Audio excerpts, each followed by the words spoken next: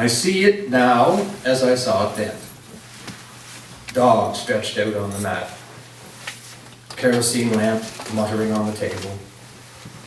Kettle purling on the stove. Evening pushing at the windows. Just before dark, neighbors, talebearers, arriving across fields, lanterns swinging to human gait. Easily, without announcement, stories and songs to end the day and welcome the hungering night. Ancestors arrive and take their place in corner shadow, alive once more in tales and tunes. The room is full, containing centuries, seasons, the luck and lore of generations. Then lunch on a plate, and the comfort of tea.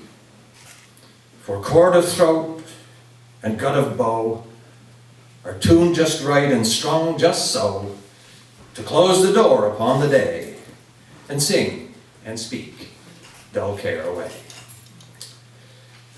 You know, many people would find it difficult today to imagine that people could entertain themselves for a whole evening without once picking up a remote or pushing a button or enduring a single sales pitch. But that's what happened regularly from one end of this island to the other. And it's that tradition out of kitchens and small halls that this festival is inspired by. So let the kettle sing. Let the ancestors take their place and let the entertainment roll. We're not here tonight to tell you the truth. And we're not here to tell you a lie. We're here for some tunes and a story or two about the old gone by. Because their stories came here on a boat. And songs as old as the fog. And ways of talking and ways of tuning that would fill a catalogue. So sit ye down and shut ye up.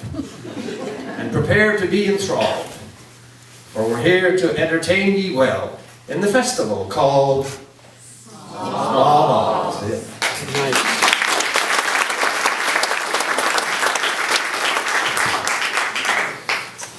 I've been telling stories and collecting them, stories about the island, for quite a while. And sometimes I get asked the question, are those stories that you tell true? And I say, excuse me. Excuse me. Certainly they're true. I wouldn't tell a story if it wasn't true. Now some of them didn't happen. And some of them didn't happen the way I say they happened. But they're all together true. True as salt in your tears. Because the point is, you see, that there's two kinds of truth. There's the everyday, ordinary, literal kind of truth. And then there's the storyteller truth. And the storyteller truth is based on the storyteller creed, which is, a good story can always be made better. A good story begs to be made better.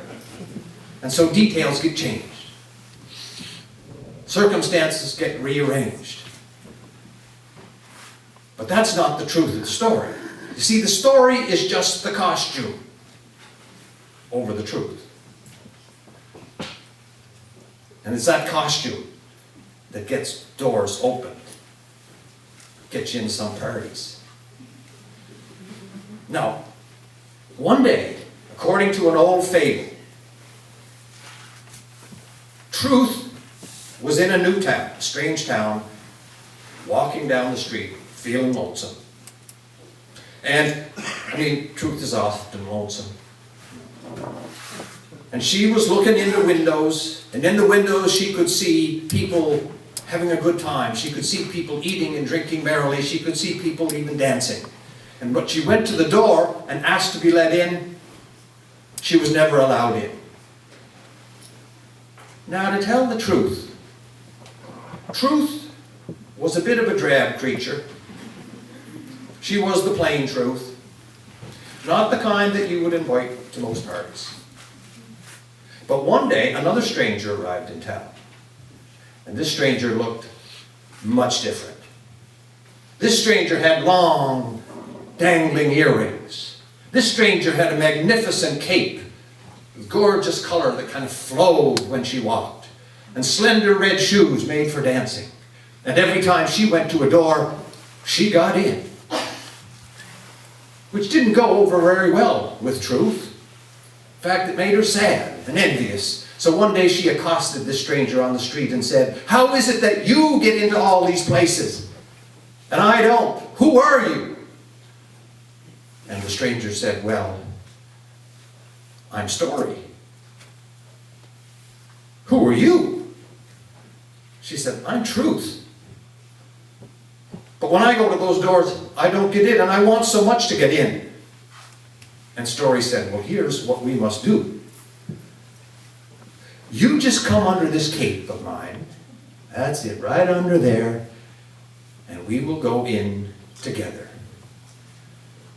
And that's what they did. And that's what they've been doing ever since. Truth and Story together. Because there is no truth that isn't in a story. And there is no story that doesn't have a little bit of truth in it. Now I want to give you some examples of all of that. I have been telling the story for years, and many of you have probably heard it. It's the story that takes place on the wharf in Tracadie. A visitor to the island is walking down the wharf, and he sees an old grizzled fisherman after crawling up out of his boat over the edge of the wharf. And he goes to him and he says, "Oh my," says, "you're a lucky man," because it was a beautiful day. The sun was breaking into a million pieces on the face of the bay, just sparkling. "You're a lucky man," he said, "to live in such a beautiful place." The fisherman said, "Yeah, suppose I am. Suppose I am." Well, they got into talking. And in the course of the conversation, of course, the fisherman eventually asked the man, "Well, where are you from?" Well, he said he was from Atlanta. Atlanta. Soon became clear the fisherman didn't have a clue about Atlanta, which greatly surprised the visitor. "Why, sir," he says, "Atlanta is a city of several million people about 900 miles from here." "Well, no. Isn't that something else? So many people, and them all so far away from everything."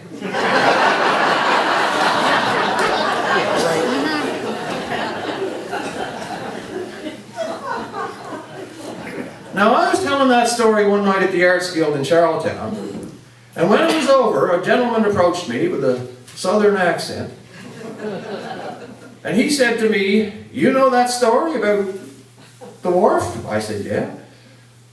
He said, "I'm that man." I was that man. Well, it was a strange moment. I was flabbergasted. Because I made up that story.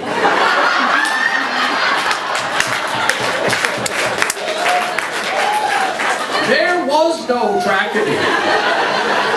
There was no Atlanta. And I'm looking at this man, and I'm starting to feel very powerful because I'm thinking, have I created this person out of my imagination? I felt like poking him to see if he was real. And so I said to him, as sincerely as I could, "It's amazing to meet you."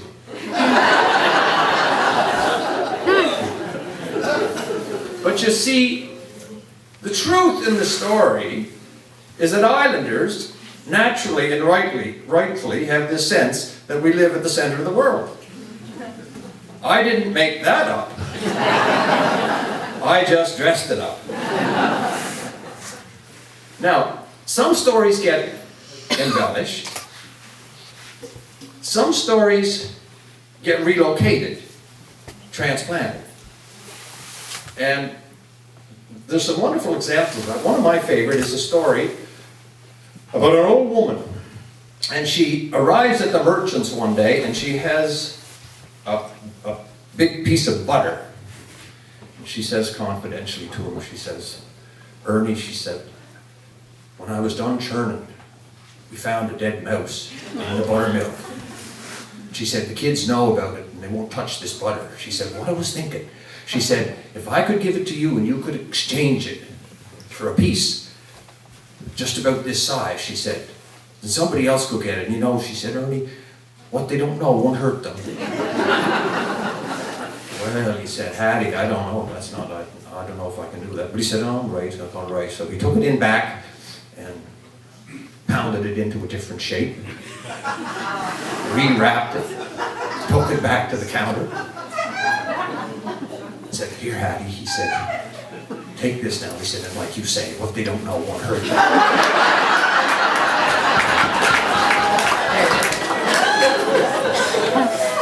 Now, the thing about